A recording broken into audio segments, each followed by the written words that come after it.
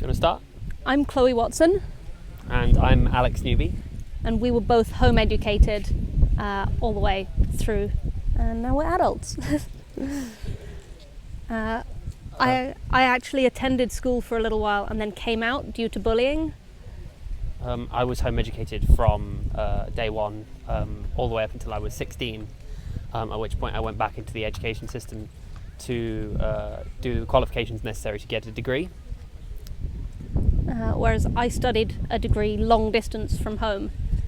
So I was home educated sort of all the way up until I graduated.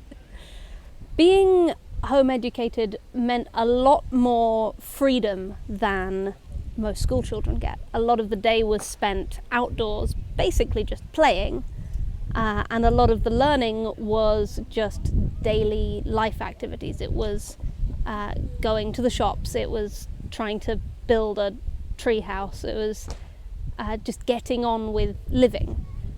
There wasn't a lot of structure. My parents did try to sort of teach things to me, but I was very resistant. I didn't like being taught things, and mostly I read books because I liked reading and ran around and had fun.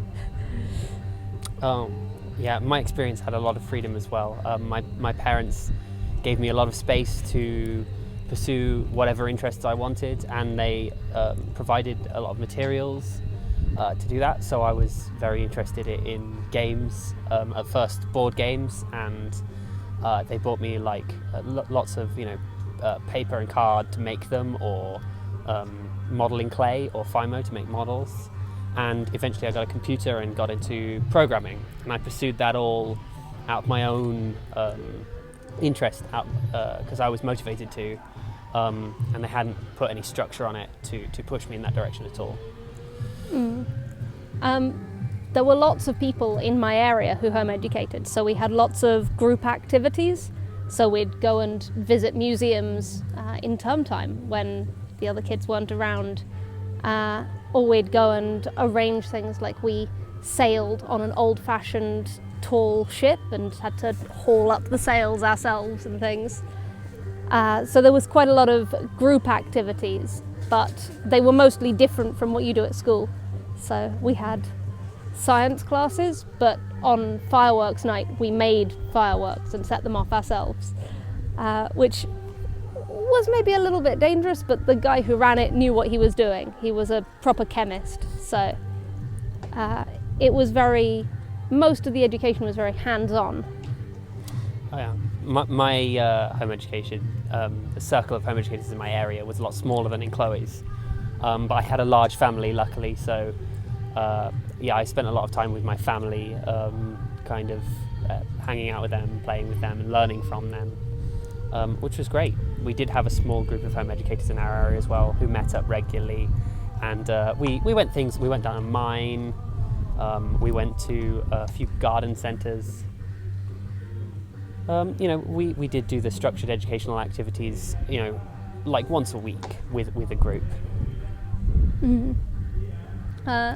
We did both end up getting qualifications. I took mine from home and just went into a school to take exams.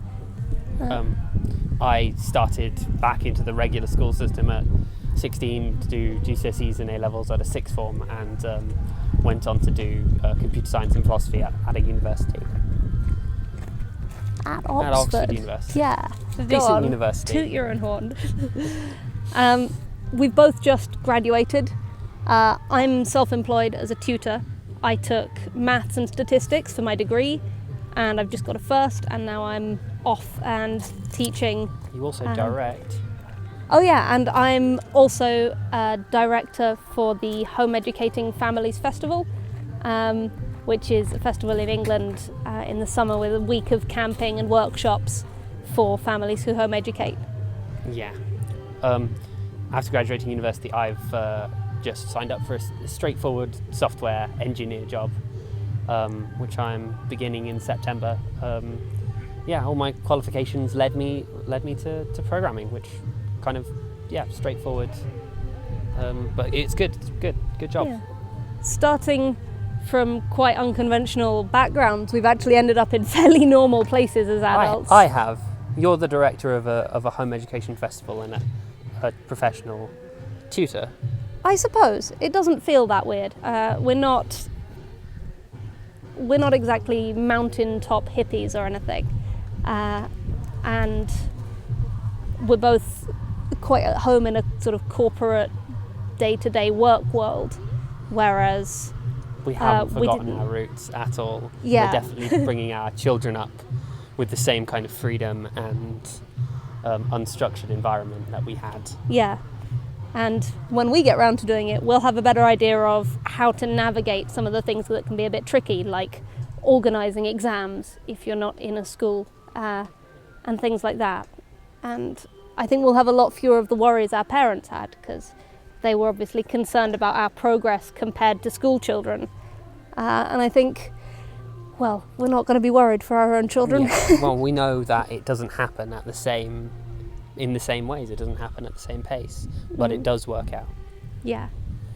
Yeah, we got invited over to speak after meeting Yvonne at a festival, and just to contribute the angle of people who have been completely outside a structured system, because obviously there's a sort of sliding scale from the most strict schooling to the sort of complete freedom like Alex had, and it's good to take bits from all of that when you're working out how you want to organise your education and your children's education and what sort of things to set up in your own areas.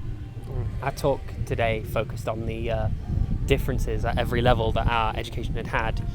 At first you were in and out of school, and I was just completely out the whole way. And then Chloe ended up doing her degree at home, so she almost continued her homeschooling right up until now. Whereas I went from complete structureless, complete autonomy into the system to a sixth form, and just stayed in the completely normal structure from then on. So you had your kind of patchwork life, and I had my kind of all one way and then all the other way.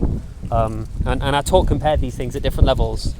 And I think we illustrated, hopefully quite well, that you can do it both ways, and you can do it as suits the individual's child's needs at the time.